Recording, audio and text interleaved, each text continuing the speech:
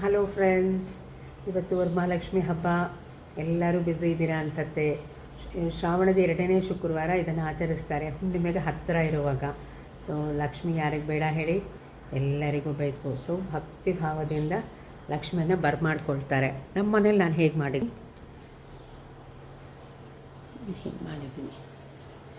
ಜೊತೆಗೆ ನಮ್ಮದು ವೆಂಕಟೇಶ್ವರ ಸಮೇತವಾಗಿ ಲಕ್ಷ್ಮೀ ವೆಂಕಟೇಶ್ವರ ನಮ್ಮ ಮನೇಲಿ ಇವತ್ತು ಕೂತಿದ್ದಾರೆ. ನಮ್ಮದು ದೇವ್ರ ಮನೇಲಿ ಸ್ವಲ್ಪ ವಿಶೇಷವಾಗಿರೋದ್ರಿಂದ ಅದನ್ನು ಹಾಗೆ ತೋರಿಸ್ತೀನಿ. 3 ಮೆಟ್ಲಿದೆ. ಮೆಟ್ಲು ಹತ್ತಿ ದೇವ್ರ ಮನೆಗೆ ಹೋಗಬೇಕು. ಇಲ್ಲ ಮಾರ್ಬಲ್ದು. ಆಮೇಲೆ ನೋಡಿ ವಾಲಿ ಇದೆ ಪಕ್ಕದಲ್ಲಿ. ಮೆಟ್ಲ ಹತ್ರ 2 ವಾಲಿಗಳಿದೆ. ಆಮೇಲೆ ಹಾಗೆ ಗೋಪುರ ಇದೆ.